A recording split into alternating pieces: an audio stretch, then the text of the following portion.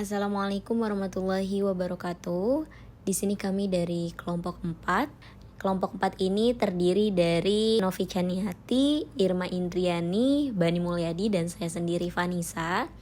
Di sini kami akan mempresentasikan mata kuliah statistika yang mana berjudul distribusi frekuensi, penyajian data histogram, poligon, dan kurva Ogif. Untuk materi pertama, di sini saya akan menjelaskan terkait distribusi frekuensi. Definisi distribusi frekuensi adalah pengelompokan data ke dalam beberapa kategori yang menunjukkan banyaknya data dalam setiap kategori. Jadi, setiap data tidak dapat dimasukkan ke dalam 2 atau lebih kategori. Nah, berikut ini langkah-langkah distribusi frekuensi. Yang pertama, mengumpulkan data. Yang kedua, mengurutkan data dari terkecil ke terbesar atau sebaliknya. Yang ketiga, membuat kategori kelas. Yang keempat, membuat interval kelas. Dan yang kelima, melakukan penghitungan setiap kelasnya. Di sini ada contoh kasus. Di contoh kasus ini yang harus kita lakukan adalah pertama, mengumpulkan data dan mengurutkan data. Di sini bisa kita lihat untuk angka terkecil di 43 dan untuk angka terbesar di 75. Lalu selanjutnya kita bisa membuat kategori kelas. Ya, di sini menentukan jumlah kelas dengan menggunakan rumus Sturges.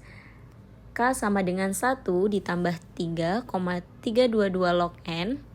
K sama dengan 1 ditambah 3,322 log N-nya diubah menjadi 50. Sama dengan 1 ditambah 3,322 dalam kurung 1,698. Nah, log 50 itu angkanya di 1,698. Nah, sama dengan 1 ditambah 5, 640. Sama dengan 6,64 atau bisa dibulatkan menjadi 7. Maka jumlah kategori atau kelas minimal adalah 7. Lalu step selanjutnya yaitu interval kelas. Di sini kita bisa mengurangkan kelas terbesar dikurang kelas terkecil. Jadi 75 dikurang 43 dibagi 7, yaitu hasil dari membuat kategori kelas tadi. Jadi interval kelasnya adalah 5. Baik, untuk presentasi selanjutnya akan dilanjut oleh rekan saya. Terima kasih. Di sini saya akan menjelaskan bagaimana mendapatkan interval 43 ke 47 dan jumlah frekuensi tersebut. Interval kelas 43 ke 47 itu didapatkan dari yang sudah dijelaskan Vanessa, yaitu interval kelasnya adalah 5. Jadi 43 ke 47 itu adalah 5, 48 ke 52 itu 5, dan selanjutnya seperti itu. Lalu jumlah frekuensi yang didapatkan tersebut ada 5, 14, 9 sampai dengan 1. Jadi sesuai dengan data yang sudah kita urutkan. Jadi contohnya ada 43 ke 47 itu ada yang kita sudah data tersebut adalah 5 dan seterusnya seperti itu. Di slide selanjutnya di sini ada nilai tengah kelas. Jadi definisi nilai tengah kelas yaitu nilai yang letaknya di tengah kelas.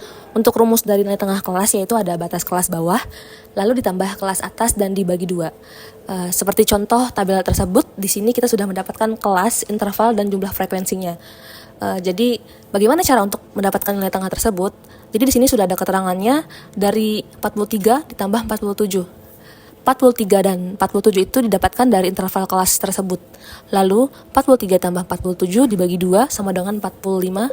Lalu selanjutnya ada 48 ditambah 52 dibagi 2 sama dengan 50.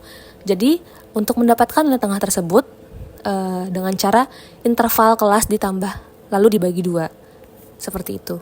Jadi di sini bisa kita lihat tabel yang berisi kelas, interval, jumlah frekuensi yang sudah saya jelaskan di slide berikutnya.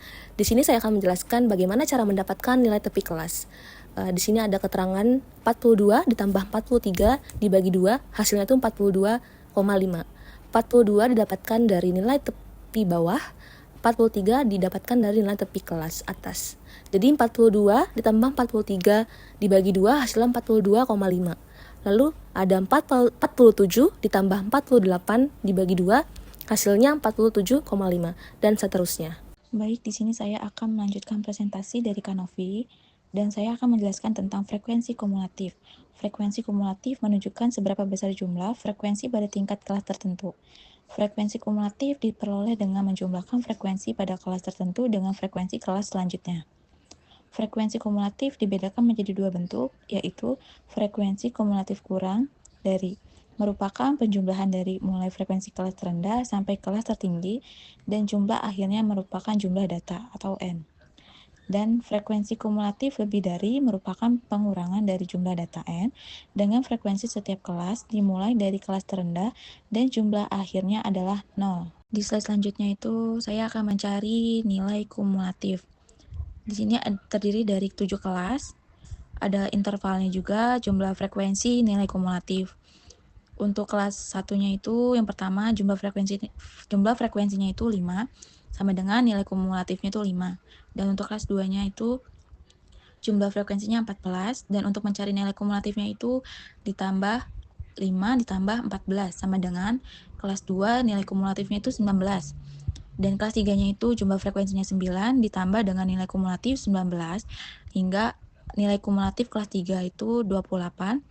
Dan di kelas 4 itu ada jumlah frekuensinya itu 8 ditambah 28 sama dengan kelas 4 itu nilai kumulatifnya itu 36.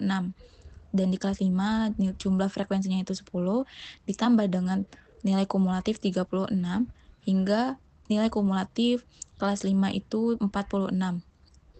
Dan untuk jumlah frekuensi di kelas 6 itu 3. 3 ditambah nilai kumulatif 46 hingga hasil dari nilai kumulatif kelas 6 itu 49.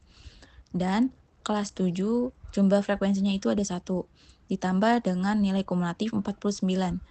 Jadi 49 ditambah 1 itu 50. Jadi nilai kumulatif kelas 7 itu 50.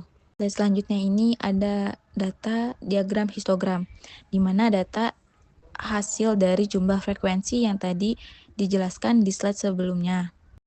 Dan di slide selanjutnya saya akan menjelaskan tentang penyajian data dalam bentuk grafik. Yang pertama itu ada histogram. Definisi histogram merupakan bentuk diagram yang mudah dipahami, merupakan diagram balok karena frekuensi disajikan dalam bentuk balok. Grafik yang berbentuk balok di mana sumbu horizontal itu disimboli dengan huruf X adalah tepi kelas dan sumbu vertikal disimboli dengan huruf Y besar adalah frekuensi setiap kelas. Di slide selanjutnya ini ada data diagram histogram, di mana data hasil dari jumlah frekuensi yang tadi dijelaskan di slide sebelumnya. Baik, setelah diagram histogram, di sini ada diagram poligon.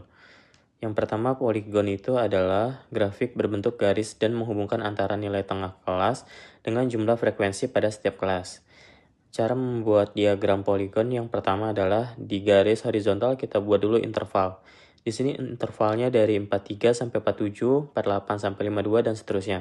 Lalu pada garis vertikal kita masukkan jumlah frekuensinya.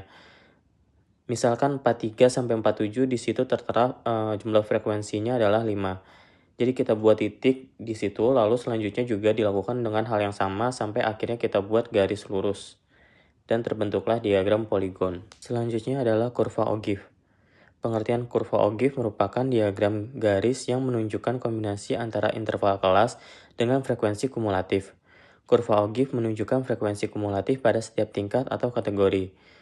Sumbu horizontal pada kurva Ogive menunjukkan tepi interval kelas dan sumbu vertikal menunjukkan frekuensi kumulatif. Di sini tertera contoh dari diagram Ogive. Sekian penjelasan dari kelompok kami mengenai statistika, distribusi frekuensi, dan penyajian data histogram, poligon, dan kurva Ogive. Semoga apa yang kami sampaikan dapat bermanfaat. Kurang lebihnya mohon maaf. Wassalamualaikum warahmatullahi wabarakatuh.